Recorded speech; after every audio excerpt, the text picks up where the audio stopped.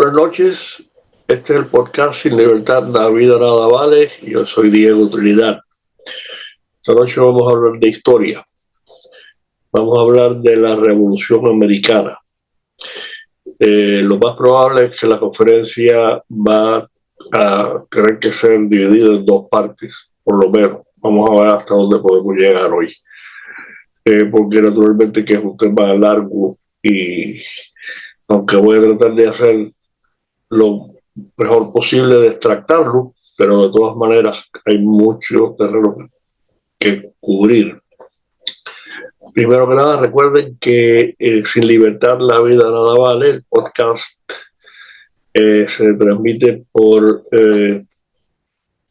YouTube y Rumble los martes y jueves a las 8 de la noche, y durante la transmisión verán el email en pantalla, en el cual voy a mandar cualquier pregunta, consulta, crítica, sugerencia, y yo con mucho gusto se la contestaré.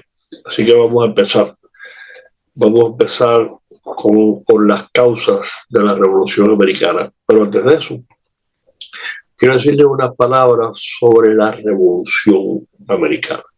Por muchos años yo mismo, naturalmente afectado por la desafortunada experiencia que tuvimos los cubanos con la así llamada Revolución Cubana, pues uno tenía cierta aversión nada más que a la palabra.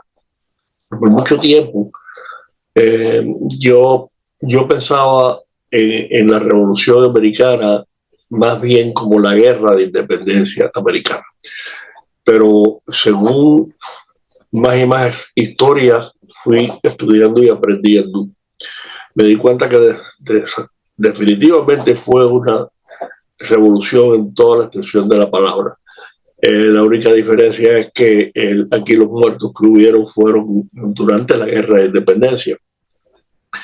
Hay un historiador americano muy prominente de la era colonial y de la revolución, se llama Bernard Bailyn. Bailyn tiene un libro que se titula El radicalismo de la Revolución Americana, donde habla precisamente de todos los cambios que se produjeron, que definitivamente se produjeron una serie de cambios políticos y sociales. Así que eso es lo primero. Entonces vamos a las causas. La causa casi directa del movimiento, vamos a llamarle del movimiento independentista, que se demoró mucho tiempo en llegar a eso, llegar a la independencia.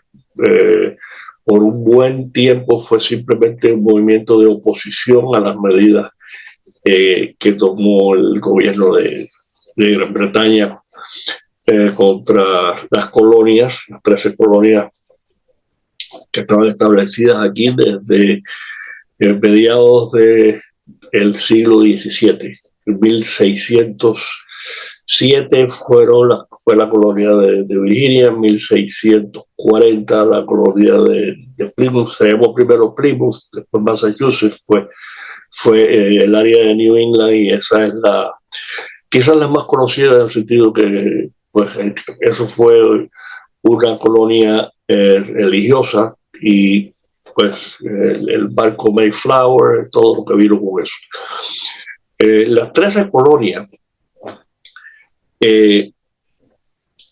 contra la creencia de muchas personas, en aquellos tiempos, las 13 colonias británicas en América, Norteamérica, era la sociedad más libre y más rica per cápita del mundo.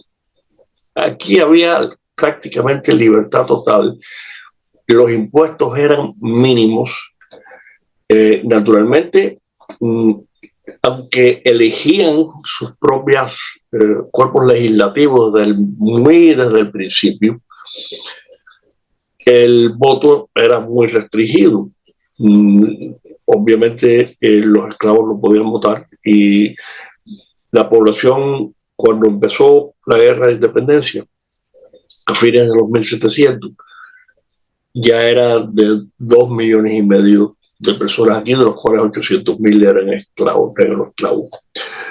las mujeres tampoco podían votar y el voto estaba restringido a la propiedad, basado sobre todo en la cantidad de tierra que tenía cualquiera, pero de todas maneras era la sociedad más libre. Uno de los problemas serios que trajo el final de lo que se llamó en Europa la Guerra de los 7 años, y aquí en Estados Unidos se conoció como la Guerra Francesa y de Indios, French and Indian War, que curiosamente empezó aquí en las colonias antes que se extendiera para Europa. Esa fue en realidad la primera guerra mundial. Ahí se peleó aquí en América, en Europa, naturalmente, pero también en Asia y en África.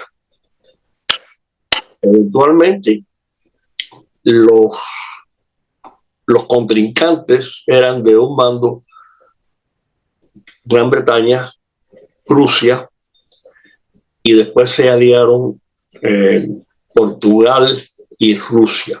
Rusia estuvo en los dos bandos.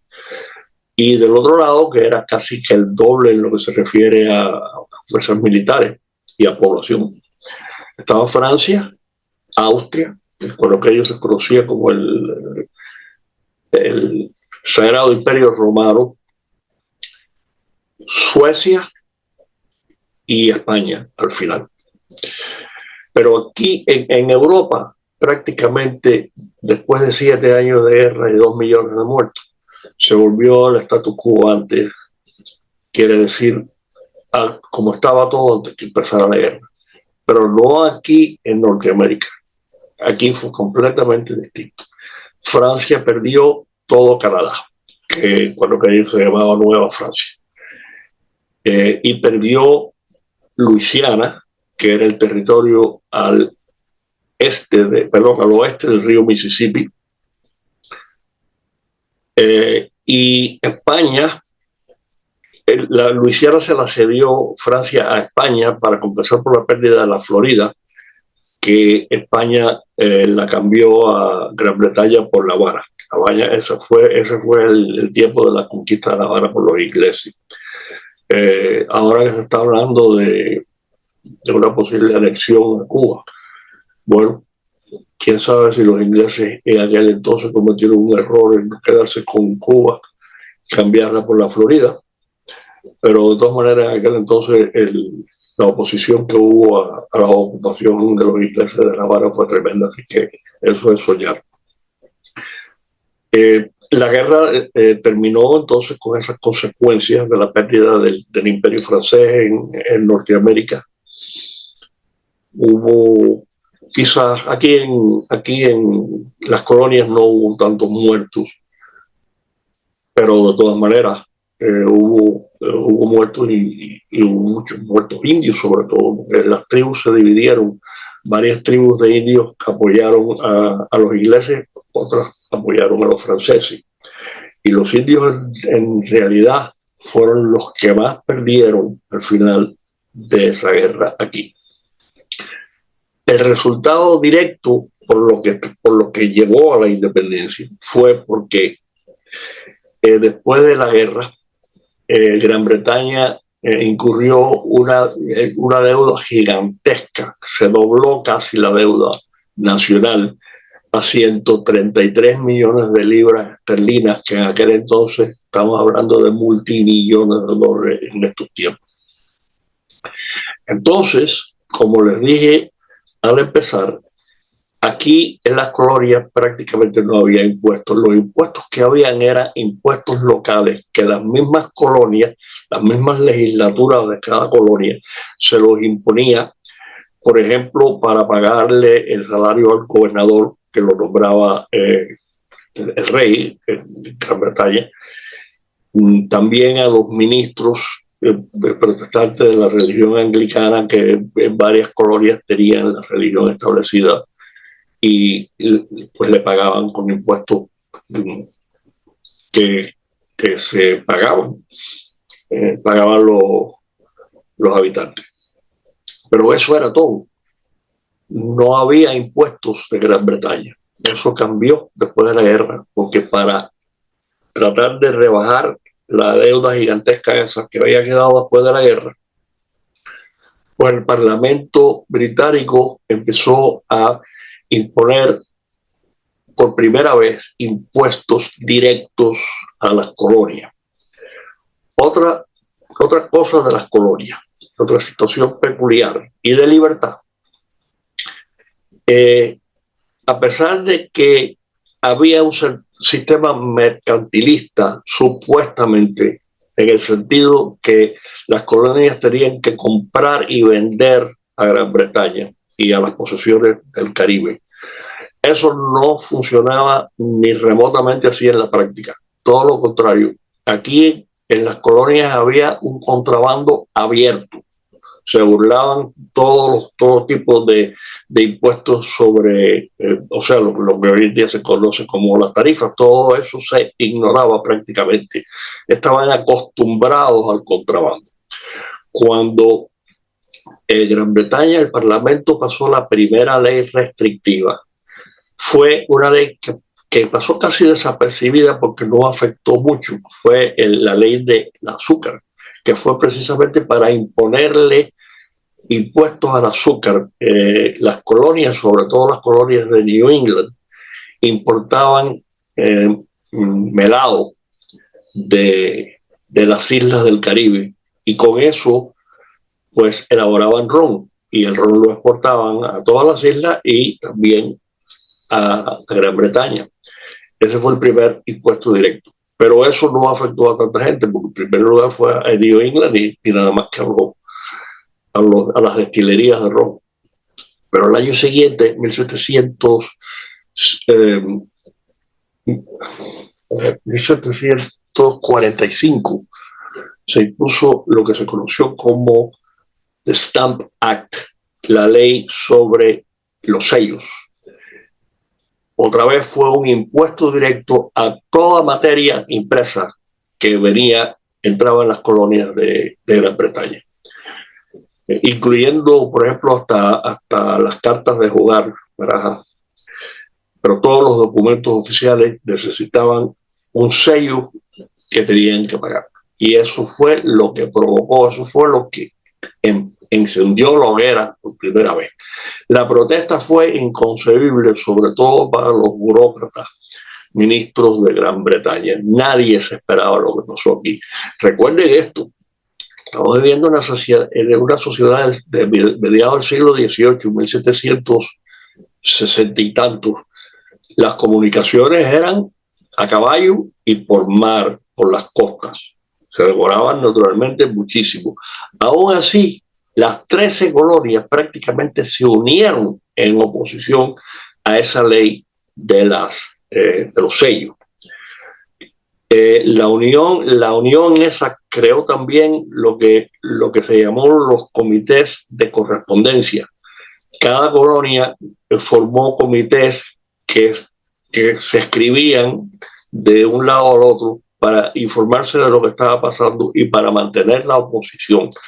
Fue tal porque además de la oposición organizaron un boicot económico contra las importaciones británicas. Y eso en un año nada más. Recuerden una vez más, en los tiempos que estábamos, un año era prácticamente imposible, casi una cosa que pasara se demoraba un año. Bueno, pues en un año la presión económica a los industriales de Gran Bretaña, que ya empezaba la revolución industrial, fue tal que hubo que anular el impuesto. Ahí, después de esa primera ley, Stamp Act, empezó el lema de No Taxation Without Representation en inglés. Quiere decir que no se podían imponer impuestos sin representación. El Parlamento británico tenía el concepto de representación virtual, lo que quiere decir que todos los miembros del Parlamento supuestamente representaban a todos los ingleses, a todos los británicos en las Islas Británicas y también en las colonias. Pero aquí, en las colonias, dijeron que de eso nada. Nada de representación virtual, aquí había representación directa, porque eso es lo que estaba acostumbrado por 150 años ya. Así que de ahí salió el lema de 2 impuestos y representación. Eso fue casi que una cuestión de propaganda.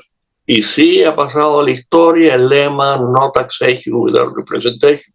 Pero recuerden lo que les dije. Lo que les dolió fue que tenían que pagar impuestos por primera vez. No era cuestión de representación o no, eso no importaba. Esa fue casi que la excusa que se usó para oponerse a las leyes del Parlamento, que por primera vez, en verdad, estaba imponiendo impuestos directos. Así que, pero al año, eso el Parlamento lo tuvo que cancelar por la presión económica. Hubo unos meses que parecía que se iban a tranquilizar las cosas, pero los comités de correspondencia, y por cierto, el foco principal fue en Boston, en la colonia de Massachusetts, que era Boston, cuando aquello era la segunda ciudad más grande ciudad relativamente hablando, lo que tenía era 25 mil habitantes, Filadelfia era la más grande. Y La Habana, por cierto, era más grande que Filadelfia y que todas las demás ciudades de aquí. Al año siguiente de anularse el impuesto sobre los sellos, crearon otros impuestos más que le llamaron Townshend Acts, las tarifas, porque fue lo que fue. Townshend por el ministro de las colonias que se llamaba Charles Townshend, y entonces por eso se conocieron como Townshend Act. Eso principalmente era a las importaciones de cristal, de pintura, de plomo y de varios otros artículos. Una vez más, otra tremenda oposición a los nuevos impuestos directos, otro alboroto de todos los comités de correspondencia, y una vez más, curiosamente, todas las colonias opuestas. Pero Massachusetts era la más militante, para usar una palabra de estos tiempos. Habían varios líderes en Massachusetts.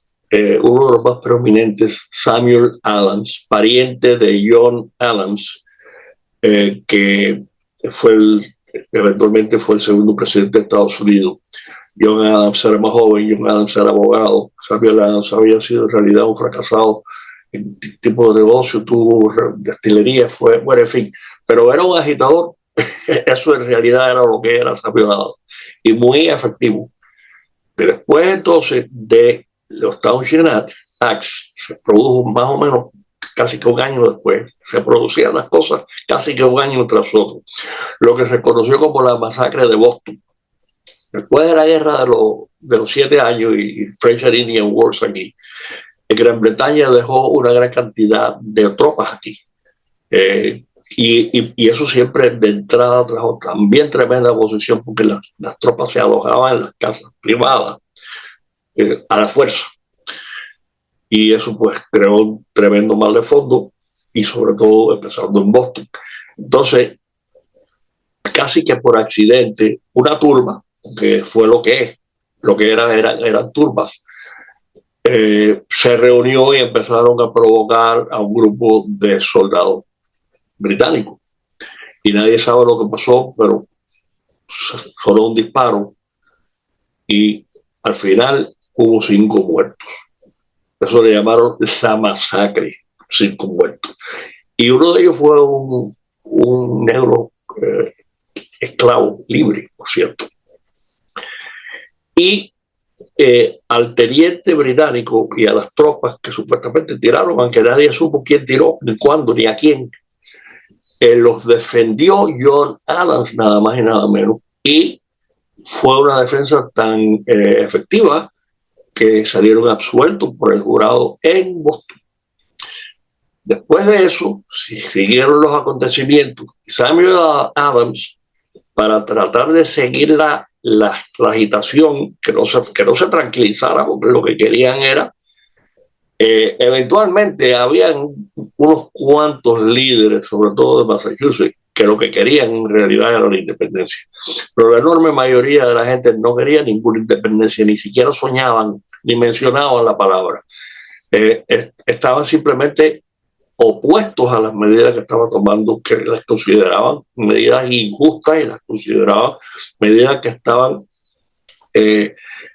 acabándoles con las libertades a las cuales ellos estaban acostumbrados como ciudadanos británicos. Samuel Adams y un grupo de seguidores organizaron entonces, bueno, después de los Townshend Acts que no funcionaron, entonces por fin el Parlamento no sabían qué hacer, estaban enfrascados en cobrarle impuestos a las colonias, pero todo lo que hacían fracasaban. Entonces decidieron crear un impuesto sobre el té para beneficiar en realidad a una compañía que se llamaba East India Company, que era una de las compañías más grandes y más poderosas del mundo, pero estaba casi en quiebra. Entonces, para beneficiar a esa compañía, el Parlamento pasó un impuesto sobre el té, pero curiosamente el precio del té bajó muchísimo a pesar del impuesto, pero a los colonistas no les importaba porque el té que ellos importaban era de contrabando y no pagaban nada. O sea, ellos lo que querían era no pagar impuestos, era lo que estaban acostumbrados. Lo de no taxation without representation, la parte de representation, olvídense de eso, eso no tuvo nada que ver en realidad con lo que pasó. Pero pagar impuestos sí, porque los tenían que pagar directamente y se negaban. Entonces se produjo lo que se llamó de Boston Tea Party, que es simplemente un grupo de colonistas, seguidores de Samuel Adams, se disfrazaron de indios y se metieron en uno de los barcos que estaba en la bahía de Boston, cargado de té, y tiraron el té al mar, con una pérdida de miles y miles de dólares. Pero eso trajo como resultado, porque entonces ya se había creado un estado de confrontación, que uno hacía una cosa por acá y el otro reaccionaba por allá, y se seguían subiendo, se seguían los ánimos. Y más que los ánimos, porque están pasando cosas de verdad y habían habido hasta muertos. Entonces, pues, el Parlamento cerró la bahía de Boston, le canceló la autorización colonial que venía de casi 150 años antes al gobierno de Massachusetts, y otra serie de boicots que crearon una situación en Boston que la gente pues, no tenía de qué vivir, porque por ahí con la bahía de Boston cerrada no podían entrar importaciones de ninguna clase, además de que había miles de tropas en la ciudad, y era una situación muy peligrosa. Por eso fue por lo que se provocó lo que le llamaron la masacre de Boston. Y ahí ya llegamos a la guerra en sí, al intercambio de muertos y de tiros. El gobernador británico que estaba en Boston, Thomas Cage, decidió mandar como a 700 soldados a un pueblo que estaba como 15 millas fuera de Boston, se llamaba Concord, porque supuestamente ahí estaban escondidos varios de los líderes colonistas de oposición, y también tenían pólvora y tenían armamentos ahí. Era parcialmente verdad o no se sabe. Ahí fue donde salió el famoso aviso por la noche de Paul Revere, que era tenía una imprenta y pues era uno de los que estaba en el movimiento, y salió a avisarle a los líderes que había, incluyendo estaban allí Samuel y John Adams y John Hancock, que era el presidente de los comités y era el hombre más rico de Massachusetts cuando aquello. Entonces, pues a caballo, avisarle a todos los pueblos adyacentes que los ingleses de British are coming, que los británicos venían. Les lograron avisar, y todas las colonias con aquello tenían milicias. Entonces, pues les empezaron a avisar a las milicias. Y todo el camino que los soldados recorrieron estaba lleno de gente al lado de la carretera, desde tempranito. El primer pueblo más pequeño antes de llegar a Concord se llama Lexington, y ahí fue donde primero hubo un intercambio. Y una vez más las tropas le tiraron a los milicianos, y mataron unos cuantos, y los otros salieron corriendo. Cuando llegaron a Concord, ya habían logrado esconderse los líderes y habían logrado esconder lo que había allí también. Lo que encontraron fueron muy pocos. Pero ¿qué pasó? Que entonces todo el mundo se acortó. Todo el mundo se enteró de lo que había pasado. Todo el mundo se enteró que las tropas le habían tirado a los milicianos. Y entonces, cuando los ingleses empezaron a regresar, trataron de regresar a Boston, ahí, desde que salieron de Concord hasta que llegaron a Boston, los estuvieron tiroteando por todos lados. La primera guerra de guerrilla que hubo aquí, los milicianos se escondían atrás de los muros de piedra, atrás de los árboles, le tiraban y hubo una buena cantidad de muertos cuando por fin llegaron a Boston. Y ese fue en realidad el comienzo de las hostilidades militares. Hubo una buena cantidad de muertos de los dos lugares y ya ahí empezó casi que el principio y el fin, en el sentido que las posibilidades de reconciliación ya eran mínimas. Se creó además lo que se conoció como el primer Congreso Continental, que se reunió en Filadelfia. Y tomaron una serie de medidas, además de los acuerdos que tomaron, y nombraron a George Washington jefe de las tropas coloniales en oposición a los británicos, porque ya había una guerra, de hecho, pero nadie todavía quería la independencia. Se estaba debatiendo qué hacer. Es más, uno de las primeras medidas que tomaron fue hacerle una carta directa al rey, porque había la idea aquí que el enemigo era el parlamento. El rey no, el rey era bueno, el rey era benévolo, el rey ni sabía lo que estaba pasando, lo estaban manipulando. Entonces le hicieron una carta que se llamó la oferta de Oliva, una ofrenda de paz, tratando de reconciliarse y de parar lo que estaba pasando. Aunque ya había un elemento que quería definitivamente la independencia, pero no tenía remotamente los votos para pasarlo en ese Congreso. Y de ahí, pues entonces, como dije, nombraron a George Washington. Boston, por otro lado, después que las tropas volvieron de Lexington y Concord, todos los milicianos, eso, y estamos hablando ya quizás probablemente como de 20,000, de todos los pueblos adyacentes, se congregaron en Boston y tenían la ciudad sitiada.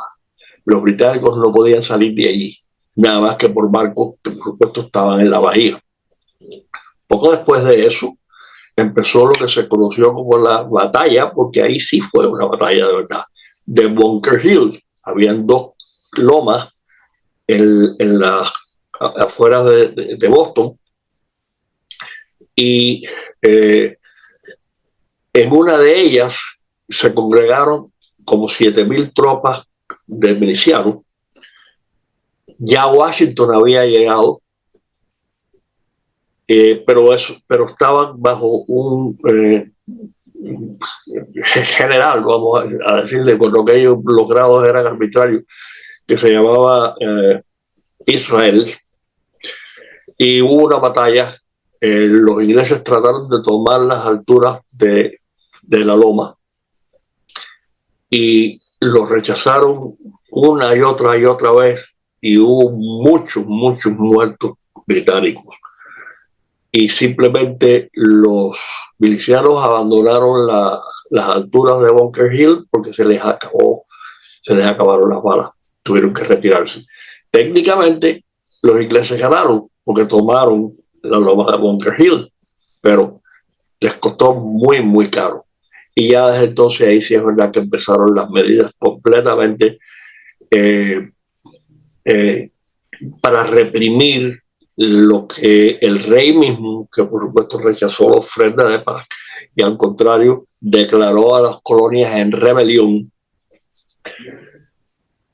O sea que la última posibilidad de resolver la situación pacíficamente se acabó con el rechazo del rey y simplemente empezó la guerra, ahí mismo en Boston.